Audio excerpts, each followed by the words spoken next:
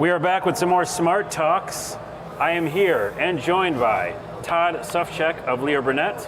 We have Justina Nguyen of Digitas and Jeff Mao from Digitas.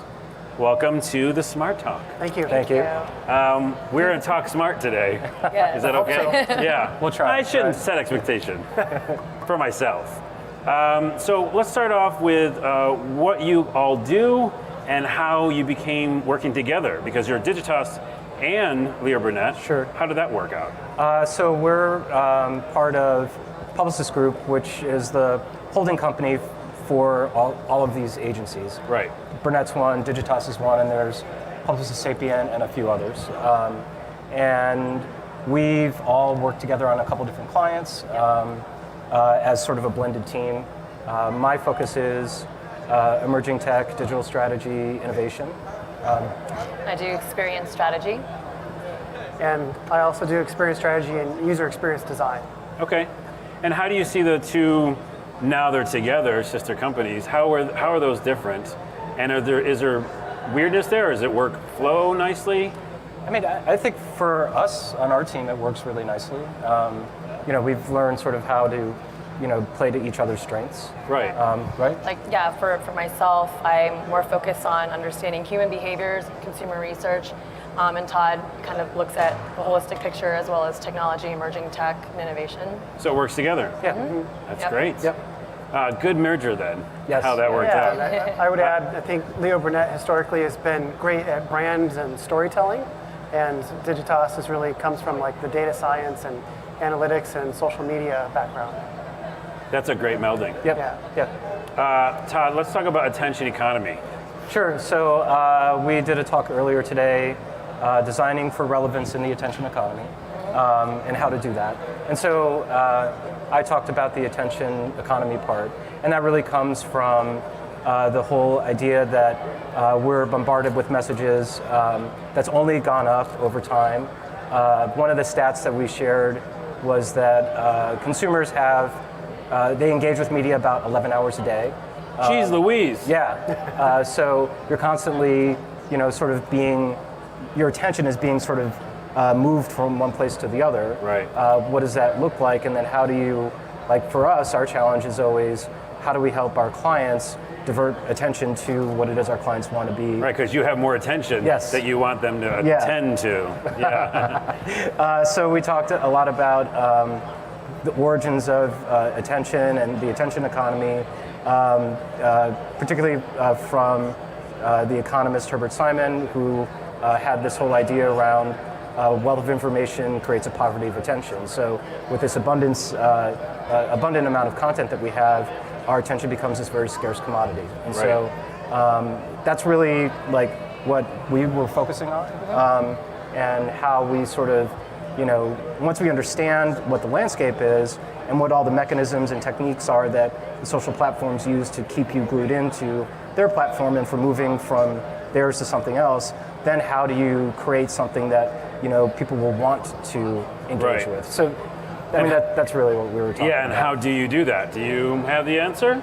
Well, the other people with me. Okay, yeah. Because that is, like you said, that's 11 hours is such a big number. Yeah. That's crazy to me. Right. And I mean, I know I'm on the phone a lot, It makes sense, right? Yeah. But then again, put that next to someone's text message. Right. Or, other things that aren't just like media, and then how do you differentiate yourself? Or how do you put yourself in a story? We talked about that earlier today, and making these experiences more human. Sure. So people want to engage with them. Mm-hmm. Isn't that part of it? Yeah, that was part of it. I think just the whole idea of putting people first and understanding what's motivating them, and then from there how we design and create experiences to sort of reach them in the moments that matter. Right. That's a perfect flow into Justina's portion. No, Todd already answered it. I don't need to talk Oh, about no, I think you do. So let's talk about the relevance of and the context for product design. Yeah, and as Todd said, it's really about understanding humans, right? So when we think about consumer centricity, human-centered design, people first, it's really about understanding people and their motivators. So we've got everything from personal factors, psychological factors, environmental, societal, and then understanding drivers, motivators. So you think about Maslow's hierarchy. There are a couple professors from Harvard, business school, and they believe that Maslow's hierarchy of needs it's all about self-interest, and we know that as human evolution has happened, it's more than just that. So there's an idea of being able to attain, but not even just attain, food, water, survival, basic needs, but it's really about attaining things that we're interested in, attaining hope and dreams and things like that.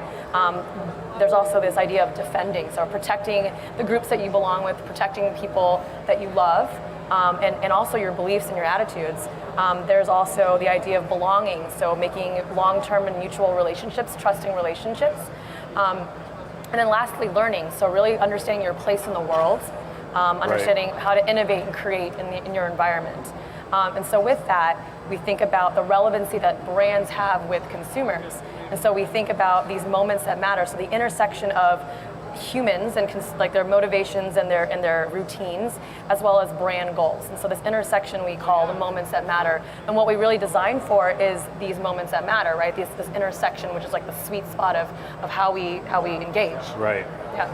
That's perfect, and I love that you're doing that because again, we all have those needs, and for products or marketing to think about that, it means you're thinking about us, right? Essentially, you're thinking about the person involved. All right, Jeff, let's talk to you. How do you see marketing design intersecting today is the question I've written down. That's great. So building off of Justina's comments about identifying moments that matter, we really look for ways creatively to design a product or a service from a company or a brand that makes that connection. And of course, marketing is ultimately about building awareness and connecting with people so they would consider using your product. But we also have come to really focus on designing the interactions and the experience of using the product to be the primary part of that story, going back to that storytelling comment, where if the experience of using the product is great, then that should align with and resonate with the message that we're trying to put out in the world. And so those can actually work together very closely. I think in the old days it was, we're going to tell you what you should be doing. Yeah. You're going to like it. You're going to like it. And that's really turned upside down now with the combination of digital and physical.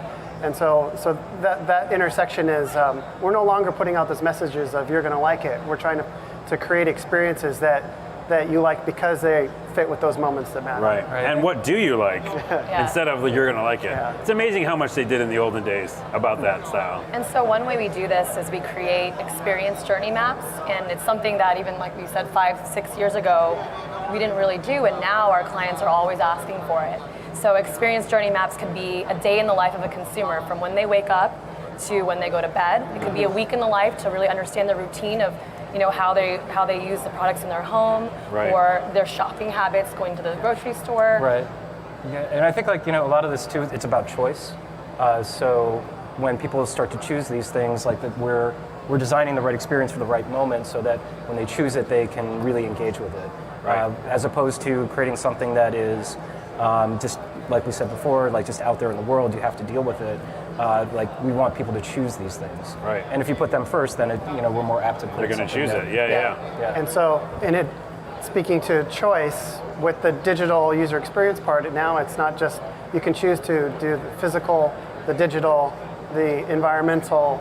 So we talk about omni-channel experiences, which is a industry term. Is that a new term? Kind of. Yeah, okay. It's a buzzword, but it's a good one because it's being wherever your customer or your user wants to or chooses to be, and having a relationship with them, so you're not starting over from scratch every time. Right. I'm writing that down. Omni-channel. So it's like if you watch a movie on Netflix on your phone, and then you get home and you start on your TV. Yeah. It remembers where you paused. Yeah. And that's like a really basic, simple version of going with you where you are. Yep. But then what we also spoke about, and you guys can add to this, is there's an exchange of value. If you get value out of that, what you have to give the brand is some information about where you were or where you were watching. So that idea extends to other products or services or experiences as well. And I'll give an example of a brand that has actually moved to more of this idea of experience and a holistic experience. So you think of Weight Watchers back in the 50s and 60s. It was all about the diet program, dropping pounds, right? So it's a transactional sort of service and product. And then in the last year, they've moved to this idea that, it's not about dieting, just dieting, right? It's wellness. So, even though losing weight, you've still got the happiness, wellness aspect of it. So they've integrated and built the whole experience where they've integrated other products like Headspace for meditation and mindfulness, Blue Apron to deliver healthy foods for those for convenience. So they really thought about the entire experience itself versus just one aspect of someone's health and wellness. Right, and that seems to be the trend that we're all going towards. It's like this connection to the marketing, to the product, and to the person. Right. Yeah. Let's talk about smart homes real quickly, because we're in the smart home area. Absolutely. Do you see any specific challenges to telling that human story when it comes to smart home, where some of these products people don't get? They're like, yeah, my thermostat works fine. I don't need that, Right. Is there a way that we can, tell a better story about their needs that will help market the products for smart? Well, I think, and we talked about this a little bit too, just the idea that right now we're so glued to our phones, we're used to sort of that interaction, and the devices and the social platforms that we're on have all these techniques that keep us glued in. You have to, the people that design these types of products have to give us a real reason to interact with them. One of the things we talked about was Google Home Hub. So in the kitchen, when you're cooking and you have your hands all dirty, you probably don't want to pick up your phone, so that becomes a good use case for that kind of interaction. But then when we were at CES earlier this year, we saw plenty of things that had made no sense, at least to me, things like connected things in the bathroom. Right. It's sort of right? Although we do like bathroom connection, we talked about that in a talk earlier. Well, but sometimes it's tech for tech's sake, yeah, and I get what you say. Yeah. So I think if it's the right reason, the right use case, and it's in the right place for the consumer, then it makes sense to engage with it. But do you need your stove to talk to you? Yeah. And is it going to talk to you in a better way than what I'm getting on Instagram or Twitter? So that's sort of where we see the tension that builds between these things. Yeah. So I think that's important, because we talked also earlier today about bigger brands maybe not needing to go into that, and sometimes they'll just try it to try it. Yeah. And we don't necessarily need that, right? I would say another friction point too is you've got so many different devices. You've got the Alexas and Google Home. So is there one agnostic way that they're all kind of connected? Because you can own all these different devices and they're connected, but how do you get them really to really talk to each other if you do have all these different products? It's your choice, because there's so many products out there, right? Right. And I think one example that I saw here in the area was the Pepper Smart Scale, and it's really around specialized use cases, saying I need to measure my calories or my nutrients in a certain way because of my diet or nutrition goals. And so that's another layer of evolution beyond just the hands-free idea, or but it's so finding a unique use case as the driver can have what we would call an influencer effect, where something is the leading reason to use a product or a service, and then if it takes off, then it becomes a mass market experience for everyone. Right. So. Yeah, that makes a lot of sense. Okay, what else? Anything else you guys want to talk about when it comes to Digitas or Leo Burnett that you were excited to talk about? This is the moment. Shameless plug. Yes. Well, if it's a shameless plug, then Well, I've exhausted my questions, so it's all you. I think the reason we're here is we help our clients navigate this changing world of digital and physical and ecosystems and digital platforms. And it used to be I would get hired to build a website, but what does that mean now? Because I use the website for that used to just be marketing, now for controlling those smart devices. And so it's that's the expectation that's happened, and that's how we've evolved with our clients, and what's brought us here. So. See, by the way, websites are not relevant anymore, right? I'm wondering. Everybody has one, so no offense, because we're all working and spending money on them. And I think they're great on mobile, because I definitely still go to sites with a little what's it called? Sandwich icon or whatever? Hamburger menu. Hamburger. Yeah. Why did I say sandwich? I just had a sandwich. Well, a hamburger is a sandwich. Yeah, it is. Or that's a debate, isn't it? Yeah. It is a debate, yeah. Anyways, I definitely use the site for that and some quick stuff, right? The phone number, the Right. geolocation. But do we see the website itself as being relevant? Well, I mean, it's relevant now, and it will be for a while. I think what Jeff was saying about voice and devices that are embedded with voice or have voice embedded in them, that's a potential new interaction that maybe takes the importance of the website, like it lessens it a little bit. But I think it's a back to the omni-channel point. It's an ecosystem of all of these Right. things. It's one piece of the puzzle. Yeah, so it's either like you will have a website, but you will have a voice assistant. You may also have some kind of wearable. You may also have, some other, new form or format that we don't know about yet. Yeah. But all of these things sort of work together, and brands will have to be in like all of these spaces because people will look for them on their own. And if I'm more about voice and Yep, just more yep, about yep. what site, like you've got to have something for everybody. So Omni-channel. omni-channel. Yeah, I there it learned the is. word. I'm going to overuse it now. To close out, I'd like to ask people what they think the future of the smart home will be in 10 or 20 years. Ooh. Because I've gotten some great answers so far, and I want to keep that trend, no pressure, going. But what do you think? So- The smart home, how He's the guy smart who will it be? Yeah, so it'll be super smart. The 10 to 20 years, that's a long frame. But one school of thought is that we will all have digital assistants that will, be embedded in something, maybe glasses. Or Not a robot. Not a robot. Okay. Like in 3 to 5 years, it might be a robot that follows you around. And we saw a bunch of Roombas here already that are vacuuming, but they're also mapping your whole house. And watching and, you. and watching you and all of that stuff. But the things that I'm reading about are like there will be a digital twin to you that will be able to be your That assistant. scared me when you said it, by the way. That's it had to be. well, but that's I just saw me, and he was digital. well, yeah, and so Scary. sorry, It's okay. I didn't mean to. No, it's fine. But the idea is that you have this sort of ever-present assistant around you that can predict all of the different things that you're going to do based on the things you already have done. Right. So it knows your favorite preferences, knows your favorite foods, knows when you're talking to certain people, and can be sort of predictively offering these things up to you as you go out throughout your day. That makes sense. And it seems sort of space age, but that's all of the stuff that we see that's connected that has sensors embedded in it.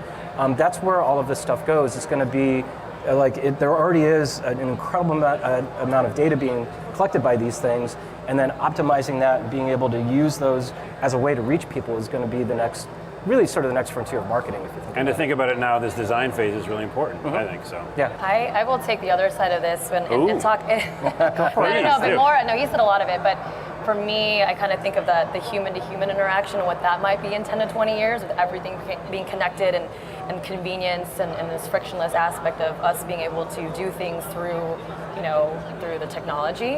What does that mean for people, human-to-human interaction? Right. You know what I mean? And I think thinking about that ahead of in the future, is that going to cause more issues with societal issues and things like that? Right. 10, How 20 will years could be very people deal different. with it? Exactly. Yeah. Yeah. And I would add to that and say, when the internet was new, right, was like, this is going to liberate us and let us work from anywhere and then have more time for fun things in life. And what it's actually done for a lot of us, especially in the work world, is compressed everything. Yeah. And you're always on and there's no break. And Yeah, so we're always on the internet, not I away think from it. that the 5 to 10 years will continue to take back some control. And so the products and services that win will truly liberate and help us manage all of that expectation that's come. Because just like we were experiencing the show today, posting on Instagram, I'm now getting disrupted by the digital part and fighting for my attention with the physical experience. Yeah. I think we hopefully will take back some control over that. That's perfect. You went right to the beginning, where the attention problem that I we think have. so. Yeah.